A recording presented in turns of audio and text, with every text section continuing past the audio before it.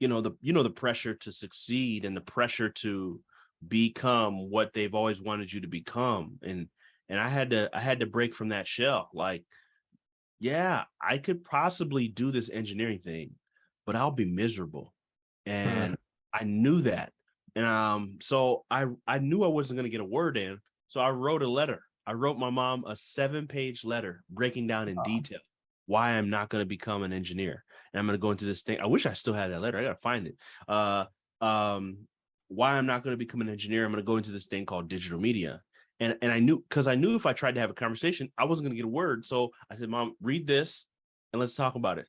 And she she was just like, whatever, I don't know what to do with you. And she did not think it was a good idea all the way up until I got my first really serious job in the field. Still didn't.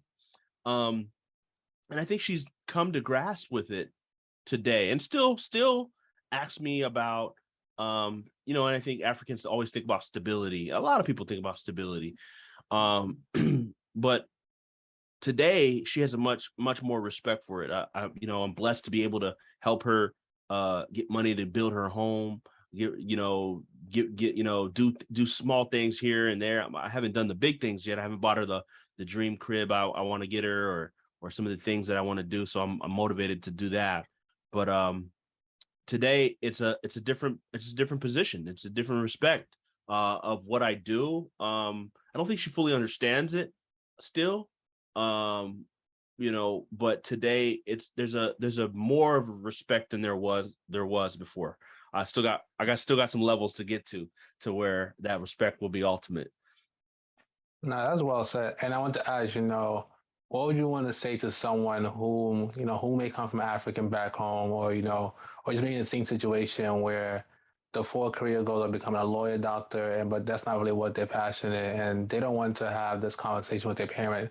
And as school's about to start like in the next couple of weeks for most of these students, and you know how it goes. All these kids go to school, they flop out, and they start living the secret life. So, what would you tell to that student before they go on and they live the secret life?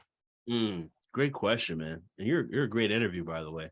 Thank you. So I would say that the thing that actually helped me to do that was actually my mom. She doesn't realize it. She helped me to make a decision against her will. And because she used to watch a lot of Oprah, right? And Oprah had this one episode, I'll never forget it. It was this guy, I forget what background he was. I forget, either Eastern European, Jewish, I don't remember.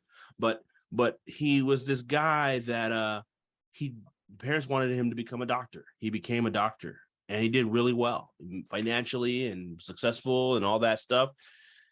But he hated it. And he came on the show to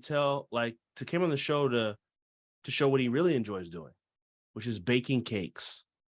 And he became an amazing baker and did great work in baking. And I never forgot that episode, because it showed me, I was like, well, that's fulfillment. It's not just doing something purely for the money. You got to do it because you really feel it's something you can make an impact with, and something that you can that will give you fulfillment. So I say all that to say is the same advice that I got from that show, is that I can't live even for my parents. I can't live for their will. At the end of the day, as a Christian, as a believer, I have to live for the calling that I have on my life. My calling may not be to be a doctor. I have already an innate motor inside of me that shows me I didn't decide to love media. It was innate. I just drew towards it. And I know that I have to gravitate to the things that I'm drawn in my spirit, which I know are usually of good things that are going to help people, right? But you have to follow what God has put inside you to do, and what you feel a yearning towards, what you can't get enough information about. This is some things that I look for when I'm trying to find something that I'm supposed to do. Is I can't get enough information. I can't keep studying enough about it. I want to learn as much as I can. I'll sit and study. I'll never forget. This is when I knew I was like, yo, this is the world I need to be in. I was in my junior year of college.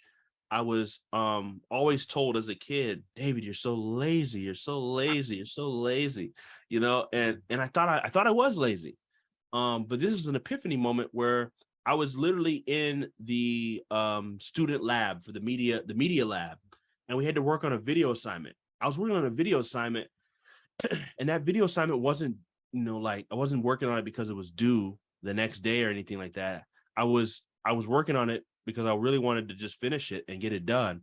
And I didn't even realize how much time was going. It was probably like 5 o'clock. I had worked on that video from 5 o'clock that evening to 5 o'clock the next day for 24 Wow. hours.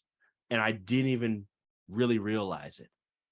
And that's when it sunk in with me. There's something here. I need to follow this media thing. So if you have strict parents, you have to establish and understand and let them know that your parents are not going to always be around, and you're going to have to live with their decision for your life if you follow their path for you. And they might not even be around to see you live into the fulfillment of that thing all the way through. And here you are living someone else's dream with your life. You got one life. So you better take advantage of the life you have by doing what you know is in your heart, the right thing to do.